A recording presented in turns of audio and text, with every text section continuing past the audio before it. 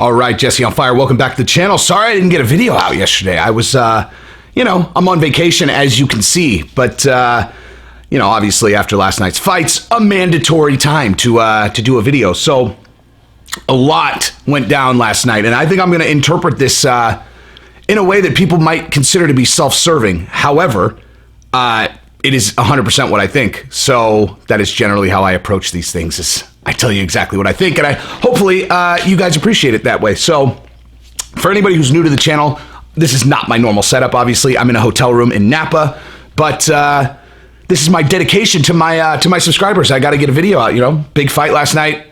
I got to talk about it, even if I have to set it up on a suitcase with a thing of Hawaiian bread and then a baby wipes thing, and then I put the camera on top. That's literally what the setup is. Anyway, so if you like the content, subscribe, ring the bell, and I crank these out every day as best I can. So, okay, so last night, big night, right? So you have Edmund Shahbazyan against Derek Brunson. Derek Brunson is being set up as a stepping stone for Edmund. Pretty straightforward. He was a minus 360 betting favorite. He's 11-0 with 10 first-round finishes. Ronda Rousey is his manager, which is 100% how I first heard about him, for the record. I mean, the reason why this guy had so much hype is because when you have that level of star power like Ronda Rousey or Conor McGregor or any of these people, like people that are at that level, they can point at a person and go, "This is the guy." And people are like, "Oh." That's what happened with Cain Velasquez. When Cain Velasquez was first coming up through AKA, people started talking about like big names. Were like, "You guys don't get it. This guy's the future. He's a killing machine. He'll go 100 rounds. No one ever beats him in a single round." And everyone was like, "God damn, who is this guy?" And it was all because, the right people were saying that, just like Edmund. And so here's the deal. I'm not, and listen, I was very bullish on Edmund, and I still am. However, what I had failed to do any deep research on was Derek Brunson. And as of this morning, that has changed dramatically. So first of all, I don't know if anybody was actually listening to the announcers last night, but I had no idea that Derek Brunson was like a train myself guy. And I talked to Matt Sales this morning, who obviously UFC fighter. And he said on one of the cards that he was on with Derek Brunson, he said that there was like some kid holding his mitts backstage. Like when he was warming up, there was like a kid holding mitts. Like he legit did not have a team. And the only other person I can think of that really fell kind of squarely in that category was that I know of that has that had a long fighting career was Roy Nelson. And Roy Nelson, he's a good fighter. Just kind of a weird personality. And he just was always like, "Yeah, no, I'll just train myself. It's cool. It's cool." And Derek Brunson, when you look at his style, you would never think that he was one of those guys because he has such crazy, creative technical striking. You'd assume he must be on some elite team. I just never really looked into it. And obviously, if you were listening, since he's joined a team, he's 3-0, right? So he finally joined a team at age 33, and he's like, "All right, I'm coming up to the end of my career. I'm going to take a real run at this thing." And wow, shocker! Now he isn't losing anymore. He's winning every fight. And so when the narrative is like, hype train derailed with Edmund, sure, Edmund's also like 21 years old, right? He's a kid, a child, and maybe the story should be, oh, what's the story of Derek Brunson now that he actually has a team? So I went and looked at his record. Do you know who his losses are to? Guess. You want to see the most distinguished, the most distinguished set of losses on a guy's record? Go look at Derek Brunson's record, okay? Every one of his losses is to an absolute savage. Okay, so he's beat every single person he's fought except for the absolute top cream of the crop guys. So his losses are to Israel Adesanya, okay, champion, Robert Whittaker, champion, right? Anderson Silva, champion, Yoel Romero, killer, and Jacare Souza, killer. That's it.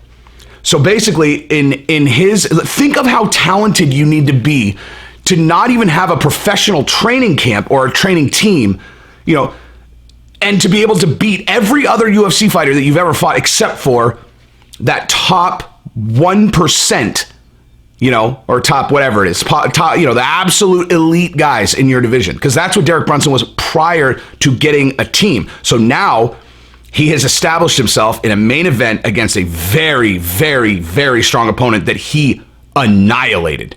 I mean, and here's the thing. You saw how good Edmund is in that fight. You could see his skill set is incredibly strong. He had never faced adversity before. And he was under the lights. And I'm going to get to him. Believe me, this is not like just a pure Derek Brunson video. I'm going to talk about Edmund. He had just never faced any adversity. And I think not only did Derek Brunson show a great skill set, but a tremendous game plan and perfect execution. Matt Sales I sent him the highlights, and he said that Derek looked great. Striking could be a little bit more crisp. And I agree with that. But I do think that Derek was intentionally striking like that. It looked like he was intentionally saving energy, right? Like he had a real look. Like I know exactly what Matt's looking at. Like I know exactly what Matt was looking at. And if you watch Matt fight, he has real tight surgical striking. He looks great when he fights. And Derek had kind of like a more loose kind of like, especially with his kicks, what I saw too is he just looks very relaxed. He's trying to be super relaxed. He's trying to conserve his energy. And what that tells me is that a major part of his game plan was get him tired, right? Pressure him and make him tired, right? Hit it, land shots on the feet, take him down, mix it up. Don't let him get set don't let him dictate pace. Don't let him dictate where the fight is. Always keep him thinking about where's the fight going to go? What am I going to have to defend against? And simultaneously be making him tired while you are not getting tired. And, he just executed it perfectly. And then, at the end of the second round, that was, so let me touch on that real quick. Well, let me just finish up with Derek Brunson, actually. So with Derek Brunson, I think his next fight is going to be against Darren Till. That's the fight that makes sense to me, right? Like you got, that was, I'm trying to think. You could give him like Wonder Boy or something. I'm sorry, not Wonder Boy. Oh God.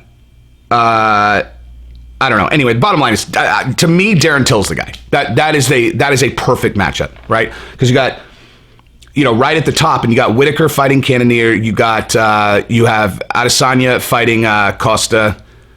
So Darren Till against Brunson makes perfect sense, and see who's gonna, like, the winner of that would probably get a fight for the next shot. But yeah, man, as he looks great. But about what I was about to say about the doctor, so that was a tough position, right? Like that was very clear that Edmund did not want to go in. He was saying yes, though, right? So his body's saying no. His coach is saying yes. He's saying yes. But everything about his body language was saying no. And I knew that. And then the announcer said it too. And then the doctor cleared him. And here's the thing. Dana said doctor fucked up after the fight. But listen, I think that had he stopped it, people would have been upset, right? If you got a fighter standing there and he's saying he's ready to go, he's undefeated, he's like, yes, with his words, he says yes.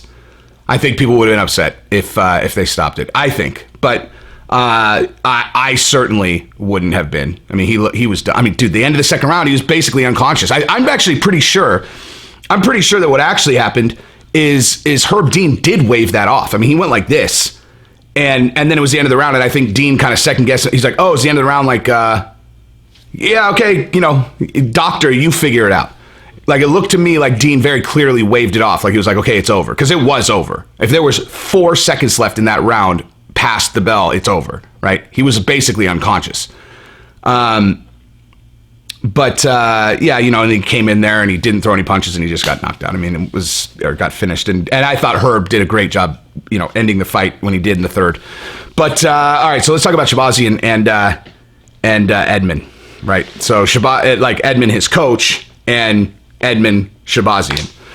So you got a few different factors here. Number one, you've got Edmund Shahbazyan, who has finished every single fight that he's had in the first round, except for one, which was a split decision. So what does that tell you, right? Now that you've seen 2 fights that went past the first, what does that tell you, right? The guy is going to have to adjust the way that he fights when he fights these elite guys, because you can't assume you're going to be knocking out top 5 guys in the first round. And if both times in your career you went past the first round, you either got finished or you won a very tight decision, that means you're shaping up into a guy with a major weakness, a gigantic weakness that people will exploit your entire career. You know, if you know that a guy is just going to come out and try to finish you in the first, and so your goal in the first round, like, just think about it through the eyes of a fighter. Like, you know, if you're on the other side of the octagon from this guy and you're like, all right, how am I going to be victorious in this engagement? And you know that if you can get out of the first round and make this guy a little bit tired, then you can open up in the second and third and be under much less pressure. Just think about how you fight in that first round versus how you fight if it's just a guy who fights the same throughout the entire fight, right? Like, you're going to change your game plan completely. Your entire purpose is no longer for you to try to finish the fight in the first round. It's just to make sure he doesn't finish the fight, and to tie him up, make him tired, take him down, frustrate him, as opposed to you going out and trying to do a bunch of damage in the first, right? Frustrate him in the first, get him tired. And then once you get out of the first, then go to work, right? And the bottom line is, anybody knowing that you have a hole in your game is not good. And thus far, you know, he's young and he's obviously going to get better. You know, hopefully this doesn't like super mind fuck him, because he got worked last night. I mean, he did great in the first round. He did great in the first round and, you know, first half of the second round. But I mean, he got finished. I mean, he got, you know, like, this is a kid who had never lost. He'd come up like with people being like, you're the chosen one, right? Like, you're the chosen one. And then when all the lights were on, he felt what it feels like to get beaten until you're unconscious by another man, right? Like that, you just don't know how someone's going to react to that emotionally and mentally in their next fight. But so we exposed a big gap in his game now. And also, listen, I made it pretty clear. I'm rooting for Edmund Tavardian to coach another champion and kind of get everybody to have to be like, okay, maybe I guess it wasn't Edmund, man. Like, Edmund is the man. He just, bad run of luck. Like, I'm hoping for that, because I think he took a lot of unnecessary shit. At least that's how I felt going into this whole thing. But then I noticed a lot during this buildup that Edmund Shahbazyan constantly said, I've been training with Edmund since I was a little kid. I've been training with Edmund since I was a little kid. I've been training with Edmund since I was a little kid. I've been training with Edmund since I was a little kid. Over and over and over and over and over. And I'm like, oh man, I don't know if Edmund is telling Shahbazyan to do that. I don't know if Coach Edmund is telling, student Edmund to do that. Or if Edmund just, he watches YouTube also, and he knows that his coach has been taking a lot of shit. And so he's like, I'm gonna win your reputation back. But it calls into question again, is Edmund capable of just being a quiet, egoless coach who's there for his fighter to elevate his fighter and not worry about himself? Because that's what the problem was with Ronda, I think. It's like with Ronda and all these other, it's like, he's sitting next to Ronda Rousey doing an interview. He's talking about how he could beat Jose Aldo. It's like, why are you talking about yourself, man? Like, why are you talking about yourself? Just don't do that, right? I think he's a great fighter. He's a champion. He's a Muay Thai champion. He's a stud. And if it was just Edmund Shahbazyan wanting to, give his coach some shine because he's been with him since he was a kid, that's totally fine. But again, it's just one of those factors. You're under the lights. You don't need another thing like that in there, like mentally. And again, I don't want to take anything away from Derek Brunson, because I really think that Derek Brunson is just super vicious, fought an incredible fight. Shahbazyan's inexperienced, and he's used to finishing everybody in the first round. He got frustrated and then he started getting fucked up. I think that is the actual story of this fight. But yeah, it's just one of those things that's just kind of hanging out there where you just don't really know. But then also the only... he'll come back strong. I think that it's good that it's actually, if he's going to lose like that, it's good that it was right now to a guy like Derek Brunson, right? Because the thing is that honestly, once you get to a certain place, like when you start fighting a certain level of fighter in your division, you kind of can't go back down. You know, like think about like Matt Weidman. So Matt Weidman has a hand, you know, he's like whatever, 10-0, and Anderson Silva has completely cleared that division out to where there's no one left. So they're like, oh, this guy's undefeated. You know, he's got this American flag thing going. Let's just give him a shot. And Anderson Silva's like, like anybody who is not, you know, who's a kind of a casual and doesn't understand who Anderson Silva was, and they just kind of look at Matt Weidman's career and they're like Sherdog or like his record or whatever. They're like, oh man, he beat Anderson Silva twice. Oh wow. And you're like, Let me put some context around that. All right.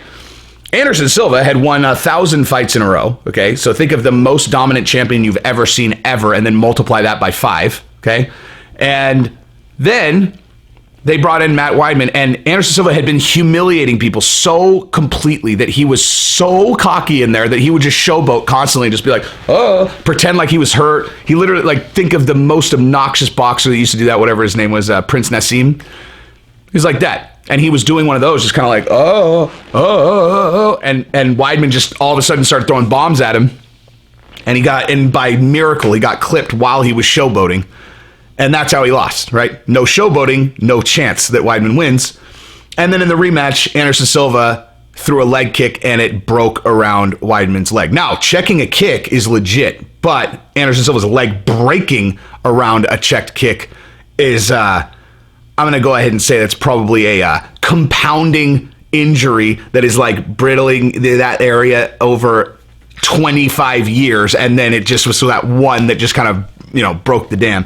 So anyway, the point being is Weidman's, you know, oh, he's the champion. Wowzy. Wow. I was never a believer. I was like, he has still not proven anything to me that he's a vicious fighter. But once he's won the belt and then he starts losing, it's not like you can take him down to like the level where he can build himself back up. He keeps on having to fight absolutely elite top guys. And so if you get on a skid like that, where you like mentally start questioning yourself, you're literally fighting the absolute best guys, and you can't go back down. You can't go back and fight something like it's really hard for guys to be able to like a tune-up fight is almost impossible with once you get to a certain level. So with Shahbazyan losing to Derek Brunson, who is probably actually right now a sleeper elite fighter, but everyone wasn't looking at him that way going into the fight. So he does it. So now Shahbazyan isn't trapped up there like Darren Till, kind of the same thing at 170, where like, you know, he knocked out Cowboy in the first, and people were like, "Oh my God, who is this guy? He's a star. You know, let's shoot him to the top." And then he was kind of stuck up there. Although they tried to give him a tune-up fight with Masvidal, that's actually not a great example. But yeah. So now Shahbazyan can, you know, he can work himself back up, which is what he needs to do. Like they need to obviously let him heal, and then they need to feed him a bait dog. You know, like his next opponent should be someone that is a beautiful matchup for him to just annihilate, because he is a future superstar as long as he doesn't let this break his brain and get him on a really, really negative streak. Yeah, that's my thoughts on that. Now, the only other thing I wanted to talk about from last night as it relates to the fights was that you had the fight for who's going to fight Valentina, and you had Calderwood against Maya. And I watched the first 20 seconds of that fight when those two started throwing leg kicks at each other. And I texted my MMA text group, and I was like, you want to know what I'm seeing right now? Is that these two girls could fight Valentina Shevchenko together at the same time and they would lose. Like, obviously the betting odds are not going to be exciting. Like, yeah, here, bet 100,000 on Shevchenko to win 10,000. Like, she's going to be minus 1,000 in that fight. But there's just no one at 125 that is even in the stratosphere of Valentina Shevchenko. She's so much better than everyone else in that division. It's not even fair. So anyway, that's what I got. Subscribe to the channel, ring the bell. Let's go. Peace.